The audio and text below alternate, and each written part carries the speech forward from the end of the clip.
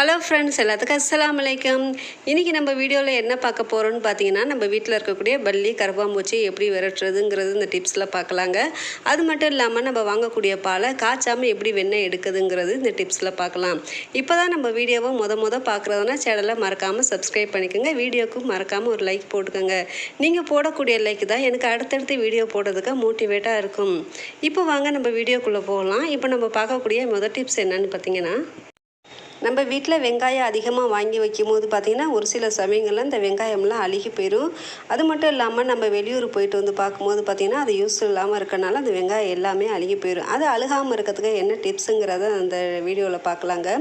இதுக்கு வந்து நான் கொஞ்சமாக அரிசி எடுத்திருக்கேன். இந்த அரிசியை நம்ம வாங்கி வச்சுருந்த வெங்காயத்து மேலே கொஞ்சமாக தூவி விடலாங்க. இதுக்கு வந்து வெங்காயத்துக்கு பேப்பர் ஒன்று அடியில் வச்சுட்டு அதுக்கப்புறம் நீங்கள் வெங்காயம் போட்டிங்கன்னு பார்த்தீங்கன்னா அந்த வெங்காயத்தில் இருக்கக்கூடிய ஈரங்களை இந்த பேப்பர் வந்து உறிஞ்சிக்கும். ஸோ அதனால் வெங்காயம் கெட்டு போகாமல் இருக்கும். இந்த டிப்ஸை பிடிச்சிருந்தா நீங்கள் மறக்காமல் ட்ரை பண்ணி பாருங்கள். இப்போ அடுத்த டிப்ஸ் என்னென்னு பார்க்கலாம்.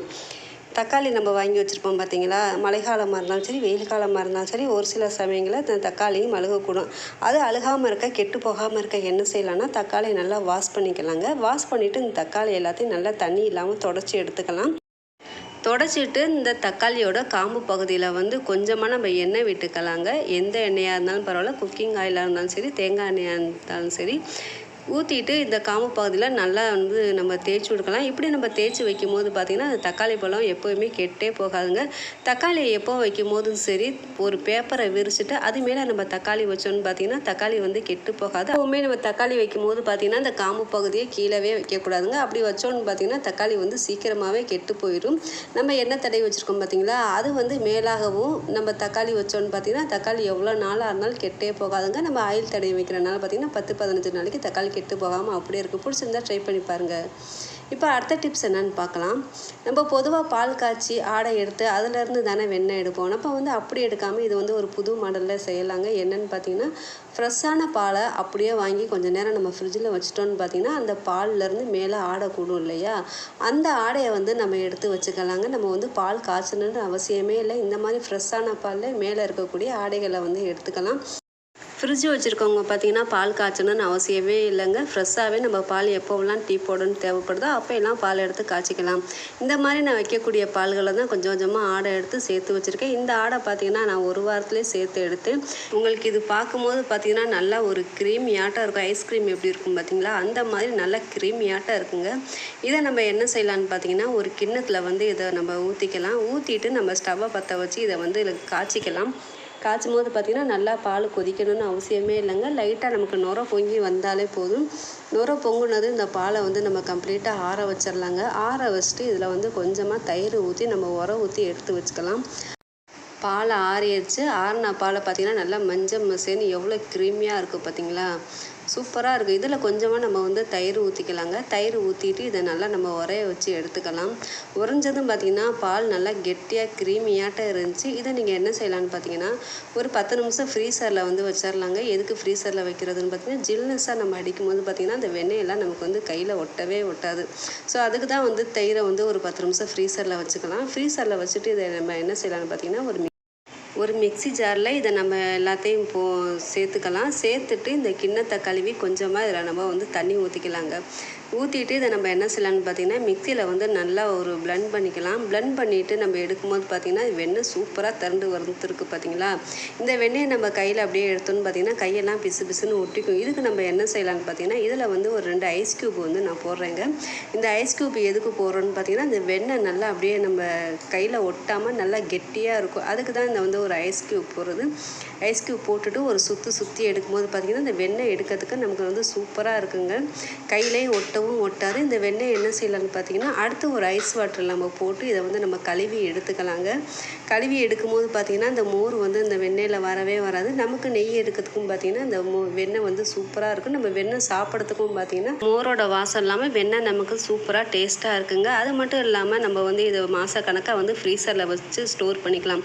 வாங்கக்கூடிய பால்கள்லையும் நம்ம வீட்டிலேயே சூப்பராக வெண்ணெய் எடுக்கலாம். பிடிச்சிருந்தா ட்ரை பண்ணி பாருங்கள். தக்காளியில் இருக்கக்கூடிய தோல்களை எடுக்க நம்ம என்ன செய்வோம்னு பார்த்தீங்கன்னா, கொதிக்கிற தண்ணியில் இந்த தக்காளியை போட்டுட்டு அதுக்கப்புறம் இந்த மேலாக இருக்கக்கூடிய தோல்களை எல்லாம் நம்ம பிரிப்போம் இல்லையா.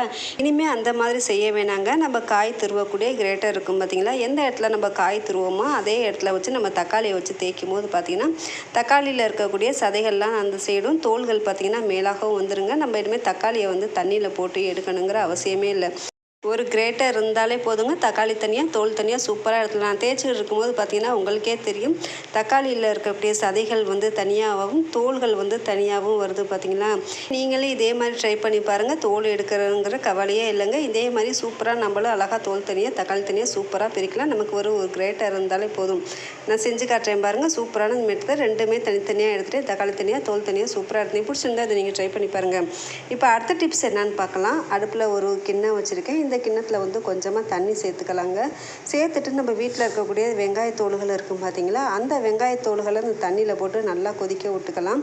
இதோட எசன்ஸ் வந்து இந்த தண்ணியில் வந்து நல்லா இறங்கணுங்க. அந்த அளவுக்கு தண்ணியை நல்லா கொதிக்க வச்சுட்டு ஸ்டவ்வை வந்து ஆஃப் பண்ணி வச்சிடலாம். வெந்துக்கிட்டு இருக்கும்போது பார்த்திங்கன்னா இந்த வெங்காயத்தில் இருக்கக்கூடிய எசன்ஸ் எல்லாமே இறங்கிடுச்சு. இப்போ என்ன செய்யலான்னு பார்த்தீங்கன்னா, ஸ்டவ்வை வந்து நம்ம ஆஃப் பண்ணிடலாங்க. ஆஃப் பண்ணிவிட்டு இதை வந்து ஒரு அரை மணி நேரத்துக்கு அப்படியே வச்சிடலாம். அப்போ தான் இந்த தோல்களில் இருக்கக்கூடிய எசன்ஸ் எல்லாம் கம்ப்ளீட்டாக இறங்கிடும். இறங்கினதுக்கப்புறம் என்ன செய்யலான்னு பார்த்தீங்கன்னா, இந்த தோல்கள்லாம் நம்ம வந்து வடித்து எடுத்துக்கலாங்க.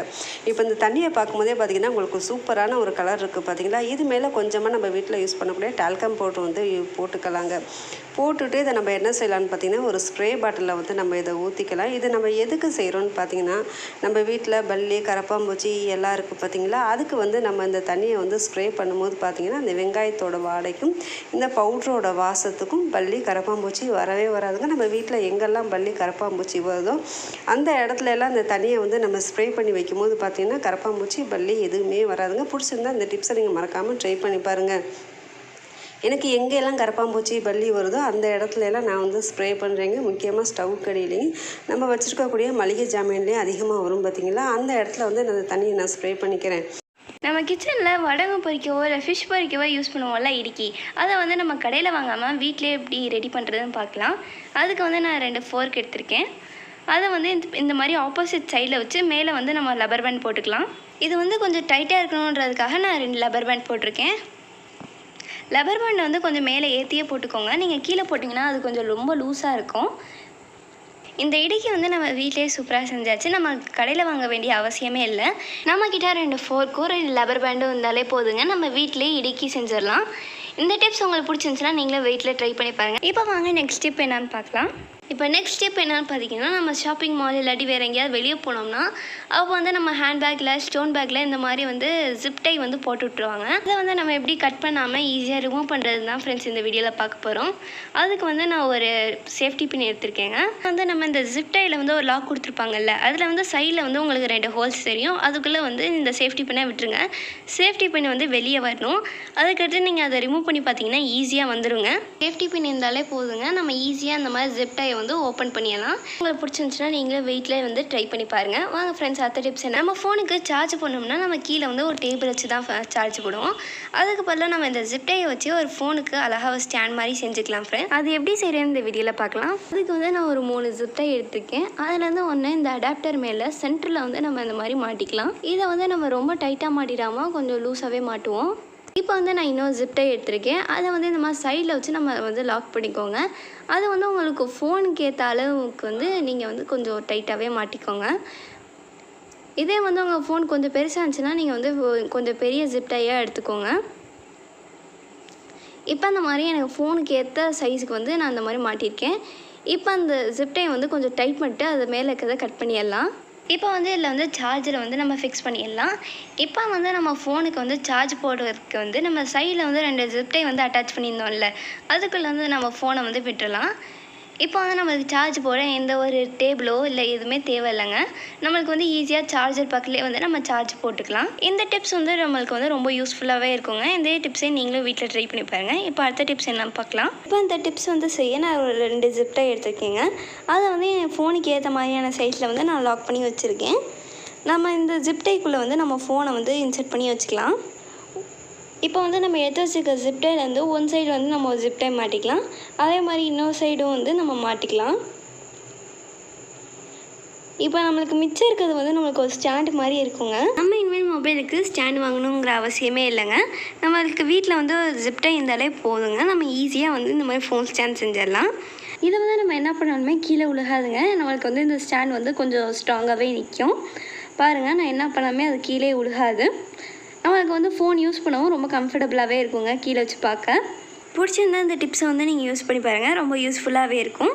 இப்போ வாங்க ஃப்ரெண்ட்ஸ், நெக்ஸ்ட் டிப்ஸ் என்னன்னு பார்க்கலாம். இப்போ இந்த டிப்ஸில் வந்து நம்ம என்ன பார்க்க போகிறோம் பார்த்தீங்கன்னா, நம்மள்ட்ட இந்த மாதிரி வந்து ஹேண்டில் உடஞ்ச கப்பெல்லாம் இருக்குங்க. இதை வந்து நம்ம தூக்கி போட்டுருவோம். இதை வந்து நம்ம தூக்கி போடாமல் இப்படி ரீயூஸ் ஐடியாஸ் தாங்க ஃப்ரெண்ட்ஸ் பார்க்க போகிறோம். அதுக்கு வந்து நான் ஒரு 2 லப்பர் பேண்ட் எடுத்திருக்கேன். அதை வந்து இந்த கப்பில் வந்து மாட்டிக்கலாம். இப்போ வந்து இதுக்கு நான் 2 ஜிப்டையும் எடுத்திருக்கேங்க. இப்போ இதுலேருந்து ஒரு ஜிப்டை எடுத்து இந்த லப்பர் பேண்ட்குள்ளே விட்டு நம்ம வந்து இதை டைட் பண்ணிக்கலாம். இதை வந்து நமக்கு ஃபிங்கருக்கு ஏற்ற அளவுக்கு வந்து நம்ம வந்து டைட் பண்ணிக்கோங்க. இப்போ இதே மாதிரி இன்னொரு ஜிப்டையும் எடுத்து நம்ம லாக் பண்ணிக்கலாம். இது வந்து நம்ம கப்புக்கு வந்து ஒரு ஹேண்டில் மாதிரி இருக்குங்க. இப்போ மிச்சம் இருக்கிறத வந்து நம்ம கட் பண்ணிக்கலாம். இப்போ பாருங்க, நம்மளுக்கு வந்து சூப்பரான ஒரு கப்புக்கு வந்து ஹேண்டிலும் ரெடி ஆயிடுச்சு. இது வந்து உங்களுக்கு ரொம்ப டைட்டாகவே இருக்குங்க, கீழே மக்கு வந்து விழுகாது. இந்த லப்பர் பேண்ட் பதிலாக நீங்கள் ஜிப்டை கூட யூஸ் பண்ணிக்கலாம். அது வந்து கொஞ்சம் டைட்டாகவே இருக்குங்க. இந்த டிப்ஸ் பிடிச்சிருந்துச்சுன்னா நீங்கள் வீட்டில் ட்ரை பண்ணி பாருங்கள். வாங்க ஃப்ரெண்ட்ஸ், நெக்ஸ்ட் டிப்ஸ் பார்க்கலாம். அதுக்கு வந்து நான் ஒரு 2 பழைய டூத் ப்ரஷ் எடுத்திருக்கேங்க. அது கூடவே நான் 2 லப்பர் பேண்டையும் எடுத்திருக்கேங்க. இப்போ நான் வைக்கிற மாதிரி நீங்கள் வந்து டூத் ப்ரஷ் வச்சுட்டு ஒரு லப்பர் பேண்டை வந்து கீழே வந்து நீங்கள் போட்டுருங்க. இப்போ அதே மாதிரி மேலே அந்த இடத்துலையும் வந்து நீங்கள் லப்பர் பேண்ட் வந்து போட்டுருங்க. இப்போ நம்ம இந்த ப்ரஷ்ஷை எதுக்கு யூஸ் பண்ண போகிறோம்னா, க்ளீனிங் பண்ண தான் ஃப்ரெண்ட்ஸ் யூஸ் பண்ண போகிறோம். இதை வந்து ரொம்ப மெலிசான ஜன்னல் கம்பி இல்லாட்டி வந்து இந்த மாதிரி ஏர் கூலர், டேபிள் ஃபேன் இந்த மாதிரி இதுக்கெலாம் நீங்கள் வந்து க்ளீன் பண்ண யூஸ் பண்ணிக்கலாம். ரொம்ப யூஸ்ஃபுல்லாகவே இருக்குங்க. இந்த டிப்ஸ் பிடிச்சிருந்துச்சுன்னா மறக்காமல் நீங்கள் வீட்டில் வந்து ட்ரை பண்ணி பாருங்கள். இவ்வளோ நேரம் வீடியோவை பொறுமையாக பார்த்தவங்க எல்லாத்துக்கும் ரொம்ப ரொம்ப தேங்க்ஸ். தேங்க்யூ ஃபார் வாட்சிங். அஸ்ஸலாமு அலைக்கும்.